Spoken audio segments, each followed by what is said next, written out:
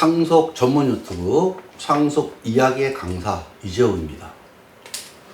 자, 오늘은 지난 시간에 말씀드렸듯이 오빠가 아버지의 재산을 어머니 앞으로 다 상속한다는 말을 믿고 도장을 줬는데 사실은 나중에 보니까 오빠가 90%를 가져간 사건, 그리고 소송을 통해서 원래 내 상속분인 7분의 1을 가져온 사건에 대해서 어떻게 해서 그 상속재산 분할 협의서를 무효화시키고 내 몫을 찾아올 수 있었는지 설명드리도록 하겠습니다.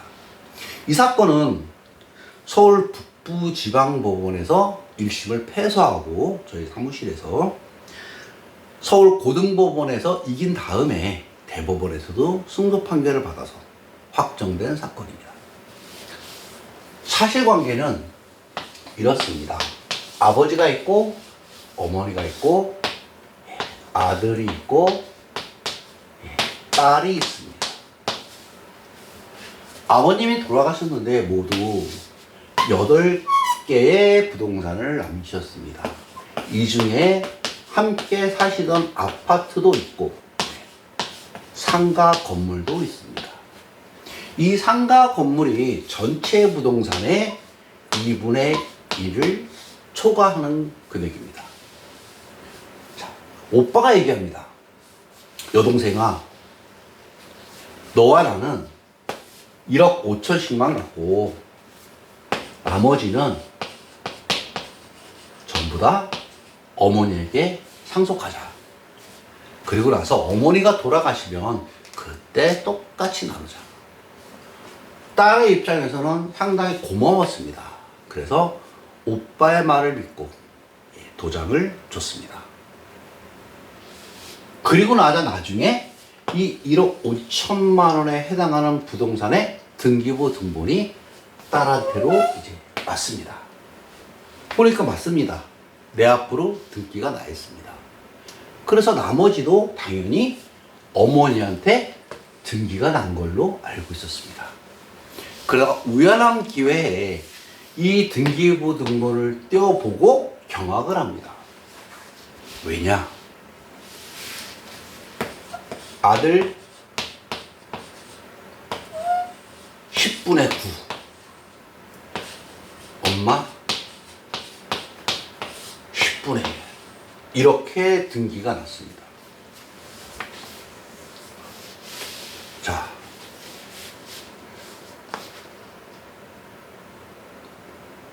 딸은 이제 그래서 아들을 찾아갔습니다. 아니 오빠 이게 뭐야? 이게 아니잖아. 원래 엄마 앞으로 하기로 했잖아. 그랬더니 아들이 얘기합니다. 내가 세무사하고 상담을 해보니까 엄마한테 넘어갔다가 다시 이렇게 넘어오면 세금을 2번 내잖아. 취득세도 2번 내고 상속세도 2번 내는 거야. 그래서 그냥 엄마가 그렇게 해라 그래서 그렇게 한 거야. 너가 정 불만이면 7분의 2 내가 돈으로 줄게. 이렇게 얘기합니다. 딸은 아니 지금 이 부동산이 재건축될 예정이라서 값이 엄청 오를 건데 뭔 소리 하는 거야 지금. 난 싫다고. 내 집은 달라고. 이렇게 얘기합니다. 아들? 난 그렇게 못해. 자, 여기서 이제 뭐가 나오냐면 도장이 찍혀 있을 때 추정력이라는 게 나옵니다. 이거를 이제 인형이라고 부르는데 상속재산 분할 협의서는 이렇게 해서 쭉 써 있고 상속인 누구 도장, 누구 도장 이렇게 돼 있습니다. 법원은 이 도장이 찍히면 도장 명의자가 찍은 걸로 추정을 합니다.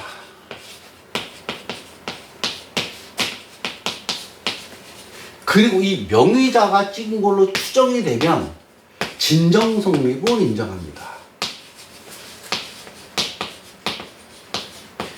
이 진정성립이 뭐냐면 이 도장을 찍은 사람이 이 문서를 다 읽고 자기의 자유로운 의사에서 이 도장을 날인한 것이다라고 추정을 하는 겁니다. 이 얘기는 뭐냐면 누군가의 도장이 찍혀 있다면 그 도장은 명의자가 다 읽어보고 이해해 하고 찍은 걸로 추정한다는 얘기입니다. 만약에 이거를 부인하려면 증명해보라는 얘기입니다. 네가 안 찍었다는 거. 답답합니다. 법은 안정성이라는 게 중요하기 때문에 이렇게 문서로 작성된 것은 함부로 뒤집지 않습니다. 자, 그래서 이 딸은 법률사무소를 찾아와서 자기의 사정을 얘기하고 자문을 구하게 됩니다. 그리고 그 자문에 따라서 증거를 준비합니다. 아들과 통화를 합니다. 아까 얘기했죠? 그래, 인정한다. 나린, 네가 안 찍었다는 거 인정해. 두 번째, 세무사를 찾아갑니다. 당신 10분의 1, 10분의 9로 신고했는데 이거 누구 맘대로 신고한 거야? 내 허락 받은 적 있어? 아니요. 아드님이 와서 이렇게 하기로 했다고 해서 좀 그렇게 신고한 것 뿐입니다. 저거 통화한 적 있어요? 아니, 없죠. 그건 저는 그냥 아드님이 상속인 대표니까 오셔가지고 뭐 위임을 하시길래 그렇게 한 것 뿐입니다. 세 번째, 엄마하고 이제 대화를 합니다. 그랬더니 엄마가 아니 그놈의 새끼가 원래 나한테는 10분의 1을 주고 지가 10분의 8을 갖겠다고 하더니 나중에 등기를 보니까 나한테는 10분의 1만 주고 지가 10분의 9을 먹었어. 이렇게 얘기합니다. 자, 소송이 들어갔습니다. 1심이 왜 패소했냐? 법원도 인정합니다. 아, 그래, 네가 찍지 않은 건 인정해. 그러나 상가 엄마한테 주기로 했잖아. 네가 동의했잖아. 그러면 상속재산 분할 협의라는 것은 이게 문서로 작성해야만 효력이 있는 게 아니고 일단 합의만 되면 끝나는 거야. 그러면 엄마한테 주기로 했어. 합의가 됐으니까 그 다음에 엄마가 아들한테 자기 지분을 증여를 한 거야. 뭐가 문제야? 네가 왜 관여를 해? 이렇게 나옵니다. 자, 이 판결을 받고 1심에서는 졌지만 증거 같지 않은 증거. 네. 증거 같은데 증거 같지 않단 말이야. 이런 느낌이 들 때가 있습니다. 저희 변호사님도 나쁘지 않은데? 이렇게 생각을 하십니다. 의뢰인도 마찬가지입니다. 왜? 적어도 등기상에 나와 있는 10분의 1, 10분의 9가 아니라는 걸 인정을 받았거든요. 그래서 항소를 합니다. 그래서 항소에서 뒤집습니다. 승소 판결을 받습니다. 그러면 왜 승소 판결을 받을 수 있느냐? 이유가 뭐냐? 판사님은 말씀하십니다. 법무사가 찍었다. 법무사가 날인을 했는데 이거 딸이 동의가 없었다. 인정합니다. 두 번째, 엄마라기로 합의를 했다고 그러지만 아까 얘기했듯이 아들하고 딸은 원래 어떻게 하기로 했냐? 엄마한테 주기로 했습니다. 100%. 그런데 아들하고 엄마 사이에서는 어떻게 하기로 했냐?